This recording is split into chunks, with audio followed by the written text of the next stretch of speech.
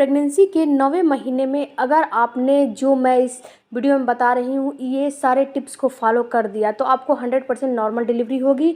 आपका सर्विक्स कम आसानी से और समय पे खुलेगा और आपका जो शिशु है वो आसानी से हेड डाउन पोजीशन में आ जाएगा और आपकी नॉर्मल डिलीवरी होने में कोई भी समस्या नहीं आएगी। और जब आपका लेबर पेन आता है तो उस समय आपको क्या क्या करना है, सारी जानकारी इस वीडियो में देने वाली हूँ। तो वीडियो को शुरू से लेके पूरा लास्ट तक देखिए और बीच में स्किप करके नहीं देखिए क्योंकि आधी अधूरी जानकारी अच्छी नहीं होती है।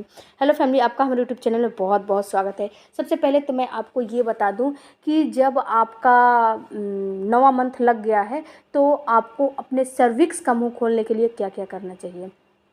देखिए फ्रेंड्स, नॉर्मल डिलीवरी के लिए सर्विक्स का मुंह खुलना काफ़ी जो है ज़रूरी है क्योंकि जब तक आपका जो बच्चेदानी है वो 1 से लेकर 10 सेंटीमीटर तक नहीं खुलता है तब तक आपको नॉर्मल डिलीवरी नहीं होती है। ये बात आपको भी पता होनी चाहिए कि आपको जब लेबर पेन शुरू होता है तो 1-2 सेंटीमीटर तक जो है बच्चेदानी का मुंह खुलना शुरू होता है और ये धीरे धीरे धीरे धीरे खुलते खुलते जब तक 10 सेंटीमीटर नहीं खुलता है तब तक डॉक्टर आपको जो है हाथ नहीं लगाती और डॉक्टर आपको डिलीवरी नहीं कराती जब तक 10 सेंटीमीटर नहीं खुलता है। तो इसको खोलने के लिए कुछ घरेलू उपाय है जो कि आपको करना काफ़ी ज़रूरी है। सबसे पहला उपाय आप कर सकती हैं कि आप जब 9 मंथ में एंटर कर चुकी हैं तो सबसे पहले एक सावधानी आपको रखनी है कि अगर आपको आपकी डॉक्टर ने बोला है कि आपको कोई प्रेगनेंसी में कॉम्प्लिकेशन नहीं है तो ही ये काम आपको करना है।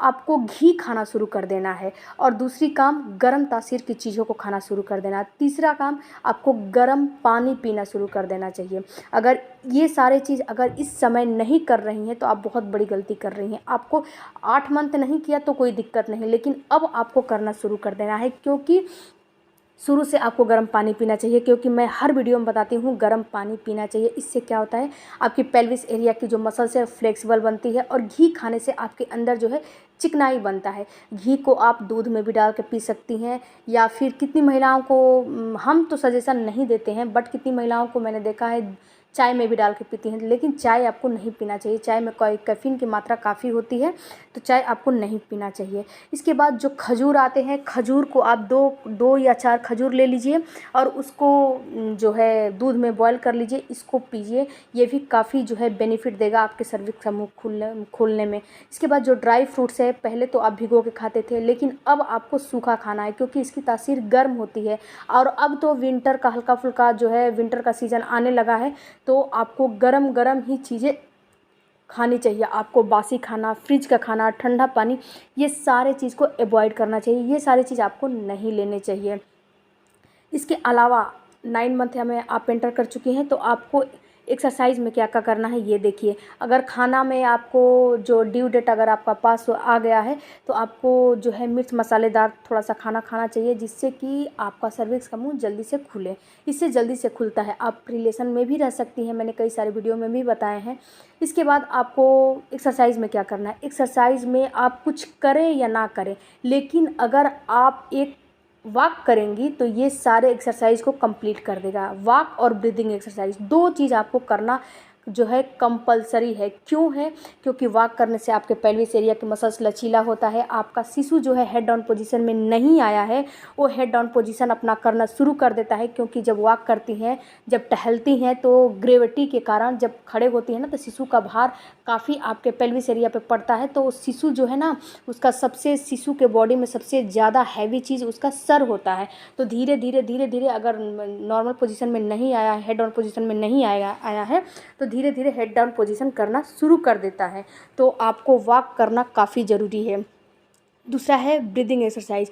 ये एक्सरसाइज इतना आपको बेनिफिट देगा कि जब आपको डॉक्टर बोलेगा पुश करने के लिए तो आपको उस समय ये जो है एक्सरसाइज काफ़ी जो है हेल्पफुल करेगा क्योंकि डॉक्टर बोलेगा पुश करने के लिए। तो जब आप सांस भरना और सांस छोड़ना सीखेंगी तभी तो आपको डॉक्टर बोलेगा पुश करने के लिए तो करेंगी। नहीं तो कितनी बार क्या होता है सर्विक्स का मुंह भी खुल जाता है लेकिन डॉक्टर बोलती है पुश करने को तो महिला पुश नहीं कर पाती है जिससे कि अंत में उन्हें सीजर करना पड़ता है क्योंकि शिशु जो है बाहर निकलने वाला होता है। शिशु तो अंदर आपके वेजाइना में दबा हुआ है, आप पुश करेंगी नहीं तो निकलेगा नहीं और जब तक जोर लगाएंगे नहीं, डॉक्टर कितना जोर लगाएगा, आपको भी जोर लगाना पड़ता है। तो जब तक जोर नहीं लगाएंगे तब तक डॉक्टर कुछ नहीं कर सकता, आप ही को ज़ोर लगाना पड़ेगा। इसके बाद तीसरा काम आप कर सकती हैं, एक बड़ा सा बॉल लेके उस पर थोड़ा सा आगे पीछे लेफ़्ट राइट और आप कर सकती हैं, आगे पीछे करिए, लेफ़्ट राइट करिए, जिससे कि आपके सर्विक्स का मुंह ओपन होने में आपको काफ़ी बेनिफिट हो। इसके बाद आप स्क्वाट्स भी कर सकती हैं, यानी कि पूरा आपको बैठना नहीं है, आधा पे बैठना है और उसके बाद उठ जाना है। ये भी आपके पेल्विस एरिया को जो है लचीला करने में आपकी काफ़ी हेल्प करेगा। हाथ को आगे कर लीजिए और हल्का सा बैठिए, फिर उठिए, फिर बैठिए, फिर उठिए। आपसे जितना बन पाता है उतना ही करिए। ये नहीं है कि ज़बरदस्ती मुझे करना ही करना है, नहीं। आप कंफर्टेबल जितना फील कर रही हैं उतना ही करिए, कोई ज़बरदस्ती या कोई प्रेशर लेके काम ना करिए।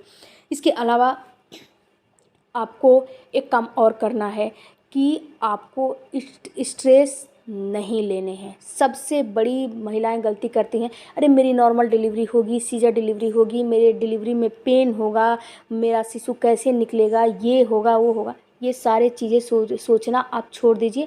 केवल ऊपर वाले का नाम लीजिए, गॉड का नाम लीजिए, भगवान का नाम लीजिए, आपकी सारी तकलीफ़ें दूर हो जाएगी। अगर आप सोचना शुरू कर दोगे, आप स्ट्रेस लेना शुरू कर दोगे, तो इससे क्या होता है कि आपका जो नॉर्मल डिलीवरी का हार्मोन बनना चाहिए, रिलैक्सन और ऑक्सीटोसिन उत्पन्न होना चाहिए, वो स्ट्रेस वाले हार्मोन में बदल जाते हैं, वो नहीं उत्पन्न होते हैं और आपको लेबर पेन नहीं आते हैं। इसके बाद आपको भरपूर मात्रा में पानी पीना चाहिए। पानी क्यों पीना चाहिए? इस समय आपको पानी पीने से क्या होता है, वो भी जो है गर्म पानी ही पीना चाहिए।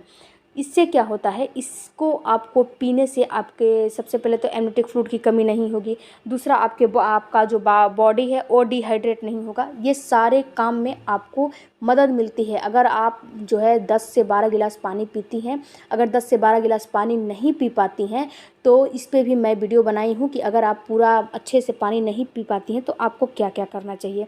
तो आपको पानी भरपूर मात्रा में पीना चाहिए। आप नींबू पानी पीजिए, इसके बाद जो है नारियल पानी पीजिए, या फिर अब तो ठंडी का मौसम आ गया तो तरह तरह के रंग बिरंगे आपको सब्जियां मिलेगी, उसकी सूप बना के पीजिए, लेकिन आपके अंदर लिक्विड की कमी नहीं होनी चाहिए। इसके अलावा आपको भरपूर नींद भी लेनी है, नींद भी आपके लिए काफ़ी ज़रूरी है। इसके बाद आप क्या कर सकती हैं, जब आपका लेबर पेन स्टार्ट होता है उस समय आपको कुछ बातों का ख्याल करना काफ़ी ज़रूरी है। क्यों ज़रूरी है? क्योंकि जब लेबर पेन शुरू हो जाता है तो लेबर पेन बढ़ाने के लिए आपको कुछ ना कुछ काम करना पड़ेगा। सबसे पहले तो आपको लेफ़्ट करवट सोना पड़ता है। लेफ़्ट करवट सोएंगी, इससे क्या होता है कि लेबर पेन जल्दी जल्दी आते हैं। दूसरी बात कि अगर आपको पेन शुरू हो गया है तो आपको हॉस्पिटल में बैठ के चिल्लाना नहीं है कि अरे चिल्लाते जा रही हैं, चिल्लाते जा रही हैं। बिल्कुल ये काम नहीं करना है। आपको वॉकिंग करना है, दीवार पकड़ पकड़ के, या फिर आपकी फैमिली मेम्बर में जो भी गया है उसका सहारा लेके आपको वॉकिंग करना है। इसके अलावा आप इस समय हल्की सी घी की मात्रा भी ले सकती हैं। इसके बाद आपको हैवी डोज का खाना, ऐसे तो खाया भी नहीं जाता है, लेकिन हैवी डोज का खाना नहीं खाना है। आपको थोड़ा थोड़ा गर्म पानी पीते रहना चाहिए, जिससे कि आपको हाइड्रेशन ना हो और आपका होठ सूखे नहीं। इसके अलावा अपना जो है इस समय आपको क्या होगा, एनीमा चढ़ाया जाएगा तो आपको बार बार पेट साफ़ करने की ज़रूरत पड़ेगी, तो इसको भी आपको कंट्रोल नहीं करना है, इसे भी आपको पेट साफ़ करते रहना है। और आप जब टॉयलेट में जा रहे हैं इस समय टॉयलेट का जो बाथरूम का दरवाज़ा है उसको आपको लॉक नहीं करना चाहिए, क्योंकि अंदर कुछ भी हो सकता है। और बाहर अपने फैमिली मेम्बर को भी खड़ा कर दीजिए कि हाँ कुछ भी मेरे साथ हो सकता है। आई होप कि वीडियो अच्छी लगी होगी, तो चैनल को जरूर सब्सक्राइब कीजिए। मिलते हैं अगले वीडियो में। Thank you for watching.